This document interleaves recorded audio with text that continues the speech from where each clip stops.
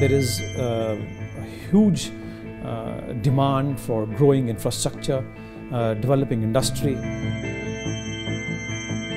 My country is changing, my country is developing, I'm also part of it. And those who come in now and get involved in the Sri Lankan story would reap more benefits than those who come later.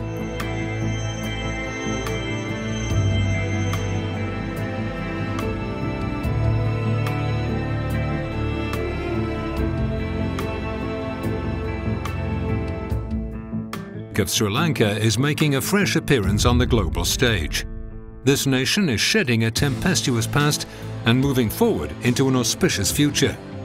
Before 2009, the country was marred by a quarter-century-long civil war that divided the nation and displaced its people. Sri Lanka has since been rising from the ashes of its conflict, striving to reconstruct the economy and beginning an ambitious program of economic development. We think we have built a resilient economy, a sustainable economy. The platforms that we have are today strong. We have been able to have better reserves, low inflation, high growth, which means that in every part of our overall macro fundamentals, we have sufficient spaces built. At the same time, you can see that our doing business indicators are improving, the infrastructure is improving, and we have also diversified our economy into 5 new hubs: maritime, aviation, knowledge, energy and commercial. And to that we must add the current existing areas of development like the apparel sector, the gems and jewelry sector and tourism sector. All those gives sufficient space for investment to take place on a consistent basis in our economy. Formerly known as Ceylon, this island nation is strategically positioned in the northern Indian Ocean at the gateway between East and West, and home to almost 23 million people. The largest city and commercial capital is Colombo, and the administrative capital is Sri Jayawardenepura. The previously tumultuous area of Jaffna is already recovering from its reputation as the center of the former conflict. This region was once the fighting ground for the rebel liberation tigers of Tamil Eelam and government forces, spiraling the city into destruction and disarray. Today, much like the rest of Sri Lanka, this city is becoming a beacon for the future, attracting commercial consideration from Colombo as well as international investors. In order for people to come in and do business, they need to have good systems, particularly the banking system, the law and order system. Then of course the infrastructure, like the roads, like the telephones, like the cleanliness in the city, like good office buildings, then health services, education services, entertainment. So all these are important ingredients in a country for it to be attractive to the outside people to do business. And I would think that if you compare Sri Lanka of 5 years ago and now, we have come a long way. And today many people look at Sri Lanka, not only the locals but also people from outside. They see new developments in Sri Lanka as being the basis for doing business in Sri Lanka.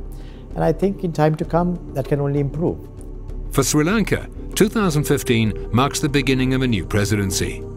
With this comes a solemn vow to bring constitutional reforms to the nation and weaken the former hold of the presidency.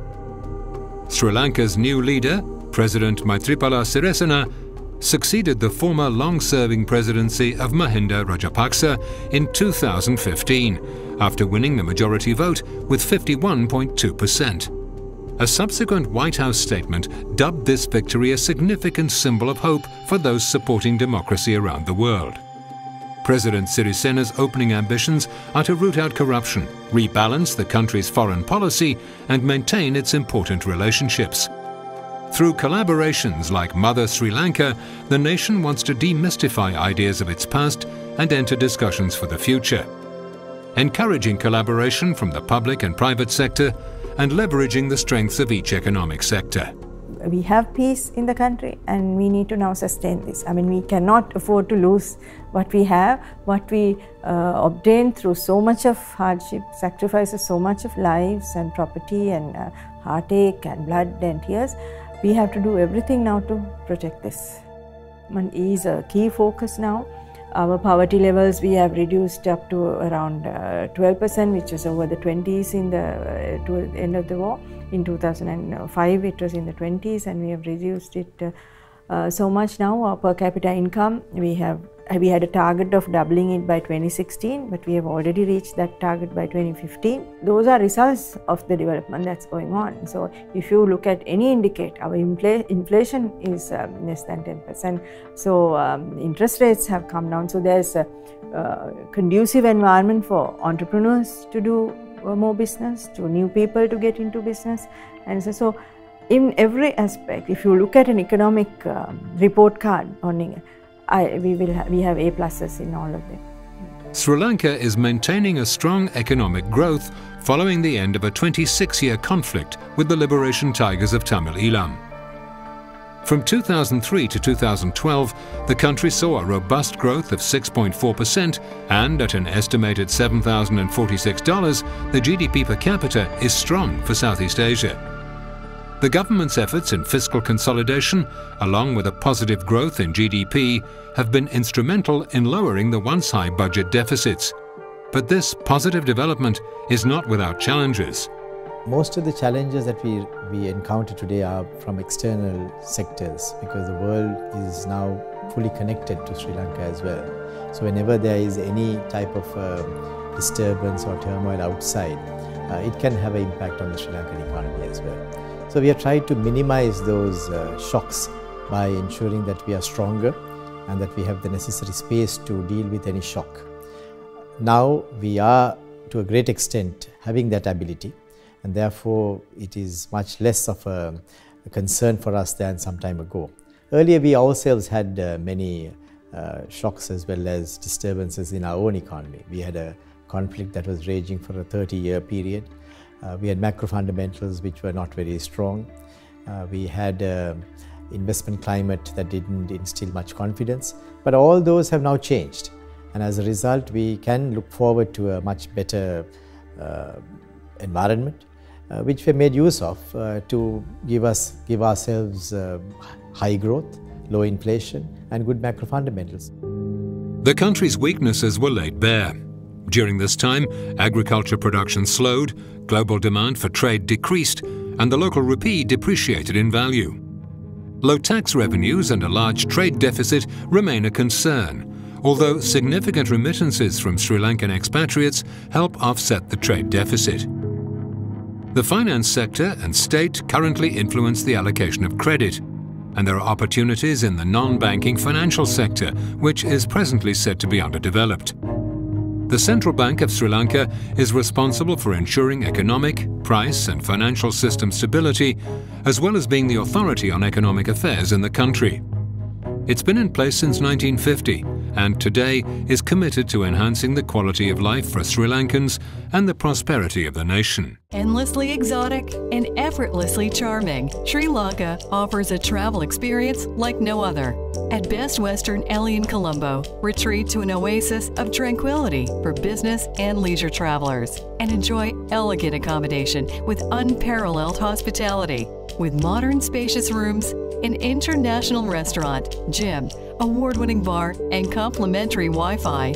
At Best Western in Colombo, you'll find all the comforts of home. A provider of world-class engineering and construction services, China Harbor Engineering, a subsidiary of the Fortune 500 China Communications Construction Company, is helping Sri Lanka develop and grow. At China Harbor Engineering, we are committed to not only meeting, but exceeding international standards. Importantly, that includes the design, engineering, and construction of new airports, buildings, ports, and harbor facilities. With the Colombo Port City Land Reclamation Project, Sri Lanka is taking another big step forward in revitalizing this Indian Ocean island nation's economy and forging a pathway to sustainable development. As a project partner, China Harbor Engineering looks forward with great anticipation to the Colombo Port City Reclamation Project's completion. We believe it will bring greater prosperity to all Sri Lankans.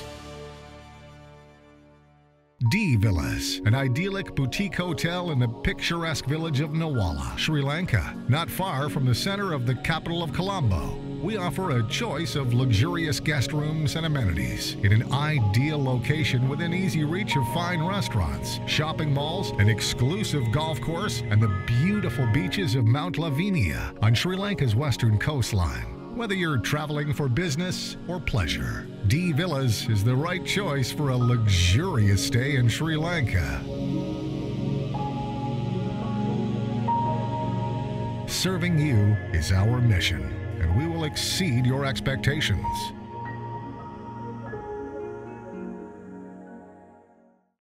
Ozo Hotels, designed to deliver restful nights, energizing mornings, with tools to offer a quality experience in a smart, simple, and savvy way. Guests can count on quality sleep amenities, including extra comfy beds, along with a delicious breakfast boost. Ozo Colombo is now open. Ozo Colombo, sleep deeply, live brightly.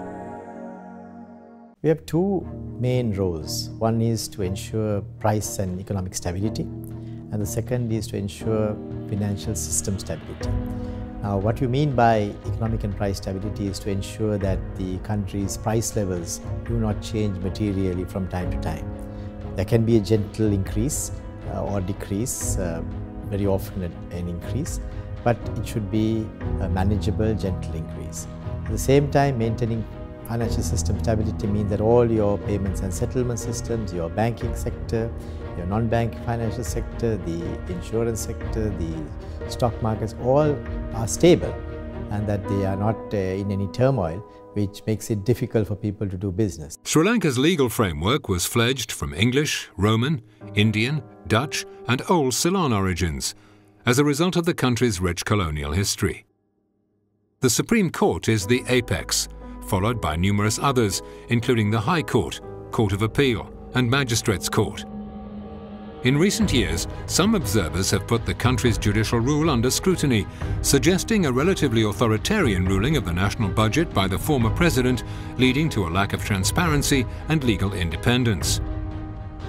Our legal system in commercial matters is mainly based on English law.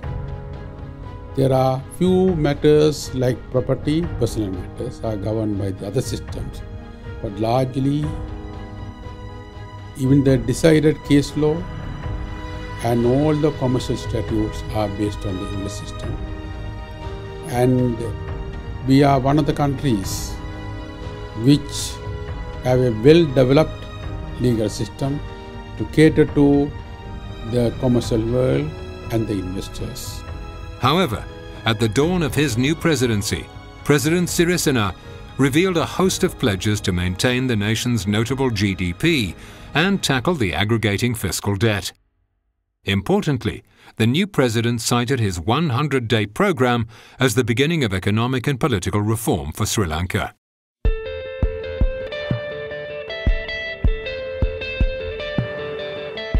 Sri Lanka is determinedly striding towards upper middle income status, concentrating on forming long-term strategic plans and overcoming structural development challenges. The nation is already outperforming the region in achieving its Millennium Development Goals, or MDGs. Sri Lanka has halved its extreme poverty figures and is an early achiever on 10 out of 21 indicators, including gender equality and widespread primary education. This is a very unique country. They have very social services, health and education. Education covers from elementary school to university with no charge, and health is basically no charge, while there are some private hospitals. So at the end, the result is over 95% of literacy rate, and also average life expectancy is over 70 years. It's very, very unique country. And this country is growing very fast after the end of the internal conflict, enjoying 7 to 8% growth. Last year, this economy growth was 6.3%. This year's target is 7.8% growth. So it's very, very interesting country in terms of economic prosperity. The key drivers of the economy are tourism and trade, including tea export, textiles, garments, rice and other agricultural goods, with the largest portion of FDI from the services sector. An IMF-supported standby agreement has restored investor confidence, paving the way for necessary reforms and donor support. For international investors casting their gaze to Sri Lanka, it takes less than a week to launch a new business. There's no minimum capital requirement, and the process involves a modest 9 procedures. We have done some reforms in the part of improving the business indicators that are tracked by the World Bank, very in a focused manner. And that also has paid dividends, and we see people finding it easier to do business in Sri Lanka. And hopefully going forward, all these conditions put together would help us to take the profile of Sri Lanka higher, and that would mean that people would recognize it as a very good doing business destination. Sri Lanka is an island of trade opportunities, and perhaps the most famous of all is tea. The nation's highlands humidity and rainfall create a prime landscape for crops, permitting tea to become one of the country's main industries. In fact, Sri Lanka has a 23% share of global tea exports and became the world's leading tea exporter in 1995. The government is now focusing on reducing its high trade deficit, identifying key areas to address external imbalances of the economy. A 5-hub concept, the economic hub, has been introduced to develop the economy through important pillars, namely commercial, knowledge, energy, aviation and maritime. Sri Lanka is in a prime position for trade, located at the crossroads of major shipping routes linking South Asia, the Far East, the Pacific, Europe and the Americas. 50% of container traffic and 70% of the global energy supplies pass near the island's coast, and it's the only country in the world to have free trade agreements with both India and Pakistan. Sri Lanka is an integral part of the historic Silk Trade route, and development of ports under the former British rule helped mould the nation into a centre for commercial trade. Its export-skewed policies are starting to ebb away from a reliance on agricultural exports and into the fast-growing manufacturing and services sectors, which amass to 30% and 60% of the GDP, respectively. Although agriculture is less important than it once was, it employs over a third of the workforce and encompasses approximately 11% of national output. The government has introduced incentives to increase the sector's performance, including regional industrial development, a diversified high value-added industry base and sustainable development. The encouraging vision for trade and industry in Sri Lanka is one of a globally competitive industrial sector, driven by an exciting commercial development. Because at the moment we have to increase our productivity. We have to improve our, the education level of the people for the technology. People are eager to learn new technologies and apply it to the industry. Automation is required for every aspect of industry. So what I feel is that even the traditional tea factories are running now automated, and even the yogurt maker who was making yogurt as a cottage industry, now they want to automate because the volume has gone up. They want to increase the productivity. They want to compete in the world market. For that, you need automation. Sri Lanka is dubbed the emerging wonder of Asia, and the Mahinda Chintana vision for the future hopes to propel the nation to the pearl of the Asian Silk Route once more. And this pearl has all the potential to shine with its myriad appeals. GRI is a leading solid tire producer in Sri Lanka, supplying the finest of tires worldwide. High-quality service and innovation have taken GRI to the top of a customer's choice. Our premium tires perform brilliantly under severe conditions. We are built to move. Harpo's Cafes and Restaurants is managed and operated by Harpo Gunaratne, the Bay Leaf Italian restaurant in a 100-year-old colonial mansion. Enjoy fresh pasta range and a sumptuous wood-fired Harpo's pizza. Contemporary look and fusion cuisine in the stables converted to warehouse at Park Street Muse Restaurant. Curve Tapas Restaurant and Bar with high-spirited live entertainment. Colombo Fort Cafe, set in a 400-year-old heritage Dutch hospital complex. Commons Coffee House for the best burgers and an exquisite coffee house menu in a legendary home designed by architect Jeffrey Bawa. Nakini Automation Systems. Our award-winning and patented automation systems have revolutionized Sri Lanka's maritime and manufacturing industries. We are pioneers in grid-connected solar energy technology and are dedicated to creating environmentally friendly equipment and processes. Nakini, your partner in industrial automation. Mount Lavinia Hotel. Take a trip back in time to Sri Lanka's romantic colonial past, while enjoying cutting-edge facilities, amenities, and services. With a history stretching back over 200 years, Mount Lavinia Hotel is one of the oldest hotels in Sri Lanka. Housed in a landmark beachfront colonial building that was once the residence of the governor of Ceylon, Mount Lavinia Hotel is well known for its old-world charm as well as for its exceptional service and spectacularly beautiful facilities. On your next trip to Sri Lanka for business or pleasure, stay in Mount Lavinia Hotel, Sri Lanka's iconic heritage hotel, and experience the best of Sri Lanka's past and present.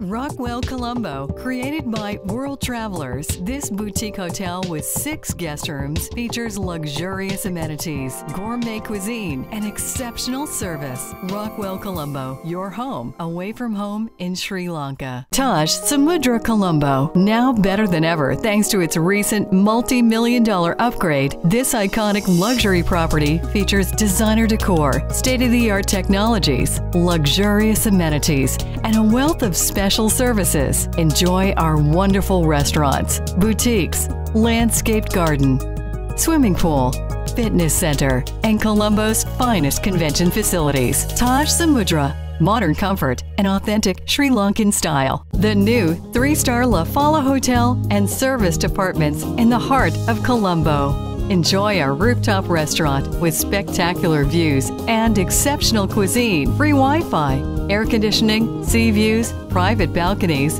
hardwood floors, laundry, and airport shuttle services, and special amenities for Chinese travelers. Our spacious 3-bedroom apartments have fully equipped kitchens and more. La Fala, your home away from home in Sri Lanka. After the 30-year-old civil war, Sri Lanka has actually been on the brink of a major takeoff as far as economically the performance is concerned. This particular market has now suddenly opened up and is now reaping the dividends of peace. Major industries have started to boom, like infrastructure, banking, exports like tea, garments, and also tourism. The new government that has just been voted in has taken tourism as a very, very important responsibility and a very important part of the GDP growth of the country. And we have a separate ministry now, we have a minister, and we have a whole setup that has been put in place to focus on tourism and tourism growth, because we believe that tourism can generate a large amount of the foreign exchange required for the needs of the nation. In the 12th century, Marco Polo described Sri Lanka as the finest island in the whole world. Today it remains a diverse landscape, known as the Nation of Smiles, with a delightful blend of culture, scenery, and exotic wildlife. Its combination of Buddhism, Hindu, Islam, and Christian culture has created a spectrum of ethos and architectural styles, while its relatively off-the-beaten-track vibe provides an element of exploration for travelers. What is very interesting about Sri Lanka as a destination, it is a very compact island which offers absolutely everything. beach resort, fantastic historical and cultural sites. There are several UNESCO heritage sites, national parks. New national parks are actually being opened on the East Coast, which was off limit for so long. And you have also the 4 main religions present in the country. So that makes a very, even from a people point of view, a very interesting place. And all this within a very compact territory. So I think that's the uniqueness of Sri Lanka. This stunning land has mastered trials and tribulations. Once havocked by a tsunami in 2004 and racked by the civil war ending in 2009, Sri Lanka is now back in business and wanting a place on the tourists' itineraries. Investments are fueling the sector and international holidaymakers are flocking once more. But at the same time, Sri Lanka has become sort of synonymous for this collection of boutique hotels all along the coast and also even in the center of the country, and like my hotel Casa Colombo in the capital itself. And this is another aspect to the tourism of Sri Lanka that's picked up quite rapidly. And what's unique about it is that they're very personalized service, very stylish hotels, a lot of them, and so it's a little bit different from that mass market 5-star chain hotels. It's not only Sri Lanka's natural beauty that attracts consideration, but man-made features too. Initiatives like the Colombo Port City project are hoping to boost international tourism and capitalize unused space in the Colombo territory. At an estimated cost of 15 billion, this joint venture between Sri Lanka and China is currently being constructed on an area reclaimed from the sea. This new city will feature a Formula One racetrack, luxury apartments, a marina and yacht club, offices and multiple entertainment facilities. Colombo itself is a bustling metropolis, famed for its port and resulting trading. But for tourists, this colonial city offers a contrast of sights and sounds. A place where visitors can immerse themselves in teeming markets and tuk-tuk-filled main streets before retreating to air-conditioned spas, lush gardens, ocean attractions and grand golf course. Tourists have an array of both international and local premium hotels to choose from, including the Hilton, Taj Samudra, Oza Hotel and Casa Colombo. Colombo is a fast-changing place. Lots of the old buildings are being restored and nothing is being destroyed. Lots it's been done for the environment. The next project is going to be the lake in front of our hotel, where they think they want to bring it to drinking water standard, the quality of it. They're building lots of walkways for people to spend their leisure time. Many things have been done to lift Colombo many notches above from where it is, and we can see it in action. It's not just empty talk, but you can see it in action. Sri Lanka's second largest city is Kandy, famous for the unique temple of the sacred tooth relic. This golden-topped sanctuary is home to the nation's most important Buddhist artifact, Buddha's tooth, from which the renowned Esala Perahera annual festivities began. This historical procession pays homage to the sacred tooth, choreographing an extravagant display of elegant costumes, elephants, local dances, and the traditional Diya Kapima water ritual. There are 8 World Heritage Sites in Sri Lanka, including the ancient kingdom of Anuradhapura, the Dambola Rock Cave Temple, and the old fortress of Gale, a must-see city for trade and art with its classic architectural beauty and Euro-infused history. Sri Lanka asserts something for every traveller, be it thrill-seekers wanting to whitewater raft at Kitulgala or nature lovers hoping to absorb the scenery at the country's many waterfalls and jungles. The country has wildlife and national parks galore, religious festivals, hundreds of kilometres of beaches, and a special cultural essence, encompassing Sri Lanka's pure passion for tea, handicrafts, and dance. Naturally, and we love to see foreigners, and we are open to interactions with foreigners. So anywhere you go, people are going to speak to you in English, and everyone speaks English in this country because of the long links with England. In terms of the environment, we've got very clean environment where the natural environment is still being preserved because our people are part of the environment and they live it in a natural way. So there is not much destruction as you would see in other countries which have gone through fast-paced development at the expense of the natural environment. And the most important thing, you can breathe very, very clean air, and that's important to our life, to live. You can drink very clean water, okay?